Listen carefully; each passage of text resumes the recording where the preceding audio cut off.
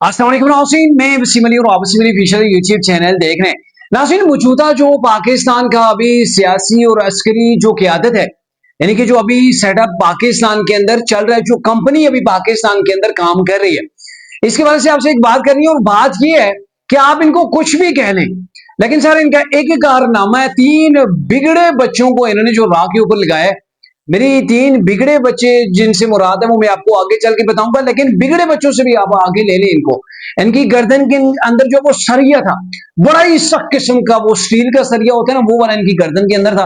कैसे इन्होंने निकाला और किस किस की गर्दन से निकाला, इस मौजूदा पाकिस्तान के सियासी वो अस्करी विंग ने, ये इस व्लॉग के अंदर मैं आपके साथ डिस्कस करना चाह रहा हूं। लेकिन उससे पहले एक आज नजरों के सामने से खबर चली, उसे देख के बहुत ज्यादा जो वो एक मुसाइका खेज खबर थी, उसके ऊपर हंसी हुई कि भारत के जो एयर चीफ हैं सर, आज से 3 माह कबल जब पाकिस्तान भारत की जंग हुई थी, तो उस वक्त जब पाकिस्तान ने भारत के तैयारे गिराए तो उनके एयर चीफ कोमे के अंदर चले गए थे, वो बेहोशी की हालत के अंदर थे। आज जागे तो उन्होंने इल्जाम लगा दिया, एक नई स्टोरी जो वो दुनिया को बता दी है। और स्टोरी उनकी ये है कि पाकिस्तान के भारत ने 6 तैयारे मार गिराए। वो 5 जंगी तैयारों की बात करते हैं और एक तैयारा जो सर्विलेंस के लिए होता है, ठीक है, जासूसी वगैरह के लिए इस्तेमाल होता है, तो वो तैयारा भी हमने पाकिस्तान का मार गिराया। कितने? 6 तैयारे उन्होंने जो मार के गिराए। सर मुझे हैरत होती है, ये किस ख्वाब गफलत के अंदर डूबे हुए थे? 3 महीने ये कहां पे पड़े हुए थे? या उस वक्त जब इन्होंने ऑपरेशन सिंदूर शुरू किया था तो पाकिस्तान ने इनकी मांगे भी भरना शुरू कर दी थी। जब पाकिस्तान ने इनकी मांग भरी थी तो पता नहीं ये किस गटर के अंदर जाके ये शख्स छुप गया था, वहां से निकल के आज ये स्टेटमेंट जारी कर रहा है कि हमने तो पाकिस्तान के 6 तैयारे मार गिराए थे। सर आप किस दुनिया के अंदर रहते हैं? पूरी दुनिया का उस वक्त फोकस पाकिस्तान और भारत था, यानी कि आप 3 दुनिया की बड़ी पावर्स हैं। आप उसके अंदर चाइना को ले लें, अमेरिका को देख लें, बरतानिया को देख लें, इवन रशिया भी इसके अंदर शामिल है। तो इन तमाम के सैटेलाइट पाकिस्तान और भारत के ऊपर मरकूज थे। निकलवाएं किसी से डेटा, लग पता जाता है। आजकल तो एक मुल्क से दूसरे मुल्क के अंदर एक चिड़िया नहीं जाती सर, पहले उसका पता चल जाता है कि एक मुल्क से दूसरे मुल्क के अंदर क्या चीज दाखिल हुई है।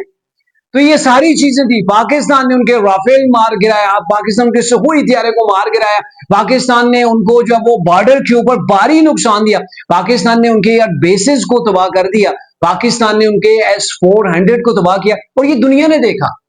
ये सिर्फ पाकिस्तानी मीडिया ने यहाँ पे वो जो वो वेला नहीं किया, जैसे भारत के अंदर वो गोदी मीडिया जो है, वो मोदी जो कहता है उसी के ऊपर वेला हो रहा होता है। और पहले उन्होंने जो पाकिस्तान के बाद से रिपोर्टिंग की, हमने फतह कर लिया जी पाकिस्तान, पाकिस्तान की क़यादत जो है वो चाहे अस्करी है, सियासी है, सबको हमने बांदी बना लिया है। वो पता नहीं उनकी बंदरगाहें उन्होंने निकाल दी थी, लाहौर के अंदर भी, इस्लामाबाद बच गया था, लाहौर के अंदर भी उनकी बंदरगाहें जो उन्होंने निकाल ली थी। भारतीयों ने हमें समझ नहीं आई कि लाहौर के अंदर कहां कहां पे बंदरगाहें, ठीक है। तो वो उन्होंने जो कुछ किया, फिर दुनिया ने उनको जो सुनाई, और फिर उसके बाद उनको अपनी अवाम जो गिरबान से पकड़ रही है सर, उसकी तो मिसाल ही नहीं मिलती। आज वो जलीलो ख्वार हो गए। और फिर सर साइड पे रखें, जो मई के अंदर पाकिस्तान ने उनको शिकस्त दी, वो शिकस्त अपनी जगह, लेकिन उसके बाद प्रॉपर जो है रोजाना की बुनियाद के ऊपर मोदी सरकार को, भारत को, आलमी दुनिया के अंदर जब वो चांटे पड़ रही हैं, वहां से इनको तमाचे पड़ रहे हैं। भारत जो कभी बुलंदियों के ऊपर हुआ करता था सर, पाकिस्तान से एक जंग हारने के बाद आज वो जमीन बोस हो रहा है। उसके अपने जो उसके इत्तेहादी थे वो भी उसकी ठुकाई कर रहे हैं।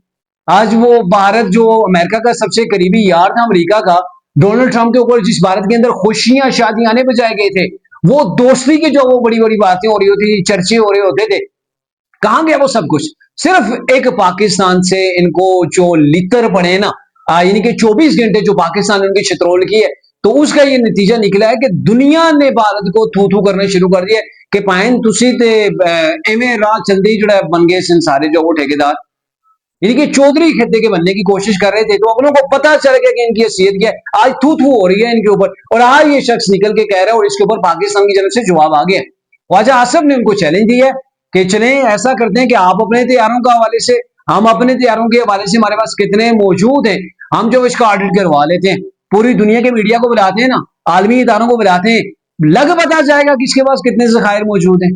सारी चीजें वो आंखें सामने आ जाएंगी। और सर मैं समझ रहा हूं कि इंतहाई बेवकूफ कौम है इंडियन। हम तो समझ रहे थे बड़े इंटेलिजेंस हैं, बाकी वो आईटी के अंदर इतने एक्सपर्ट हैं, सर कख भी नहीं है। ये नरेंद्र मोदी जैसा जब से इस मुल्क का 3 बार प्राइम मिनिस्टर इलेक्ट हो जाए, फिर आप अंदाजा लगा सकते हैं उसके मुल्क की मजबूरी हालत क्या होगी। और देखें क्या उनको उनका मीडिया बेच रहा है और वो बाय कर रहे हैं उस चीज को।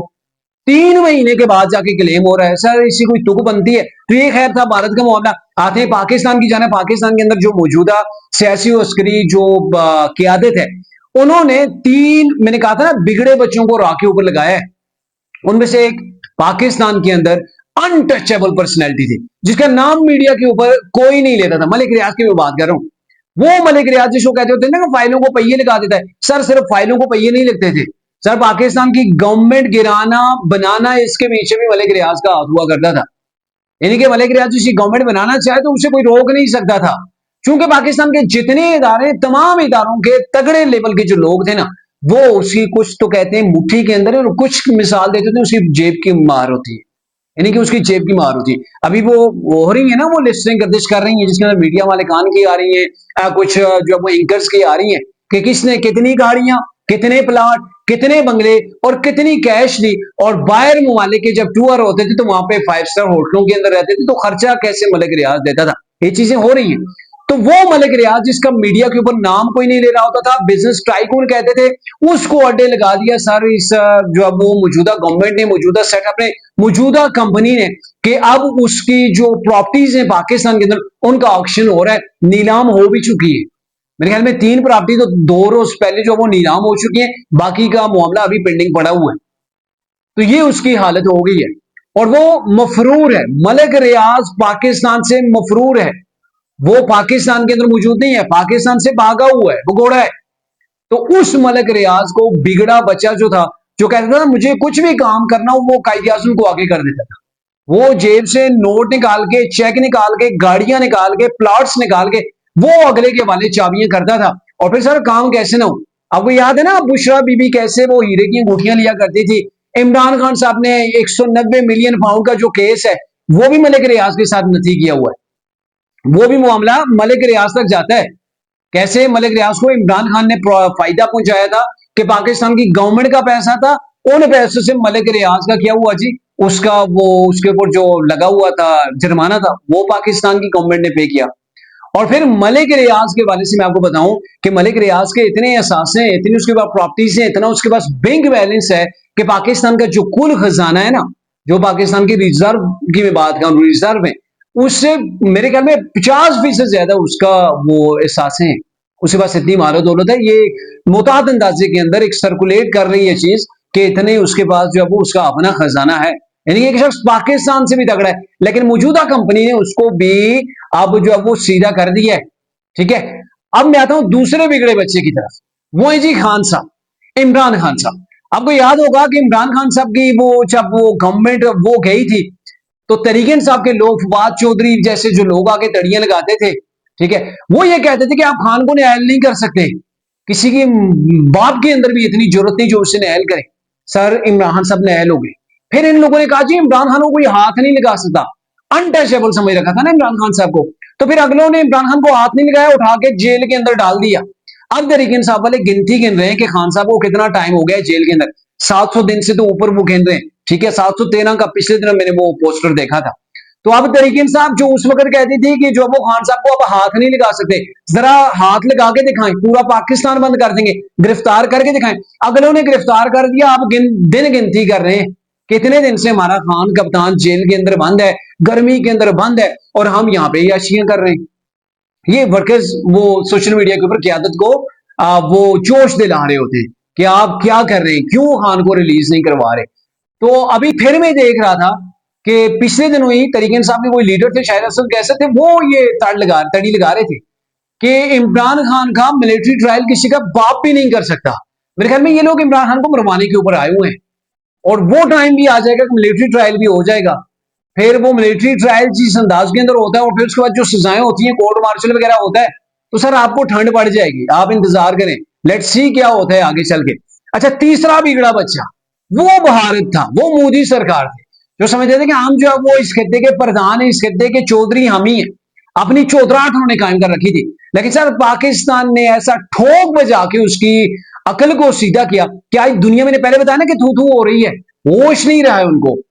अब अंदाजा लगाएं जंग कब खत्म हुई, 3 महीने गुजर गए, 3 महीने से भी ज्यादा का टाइम गुजर गया और आज जाके वो क्लेम करें कि हमने पाकिस्तान के 6 हथियारे गिराए थे।